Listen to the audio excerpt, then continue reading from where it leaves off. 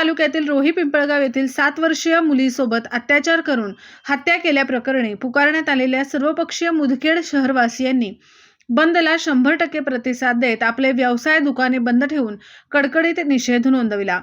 आज सकाळपासूनच मुदखेड शहरातील गुजरी मोंढा बाजार उमरी रोड परिसर, शिवाजीनगर रेल्वे गेट परिसर, फुले चौक रेल्वे स्टेशन परिसर, उमरी रोड परिसर सहित सर्वच शहरातील भागात आपली दुकाने बंद ठेवत समाजात काळिमा फासणाऱ्या घटनेचा तीव्र शब्दात निषेध करत यशस्वीपणे मुदखेड बंद ठेवला होता। अतिक अहमद, मुदखेड तालुका, जिल्हा नांदेड। नमस्कार, N24 मराठीमध्ये आपलं स्वागत। पाहूयात आजच्या विशेष घडामोडी।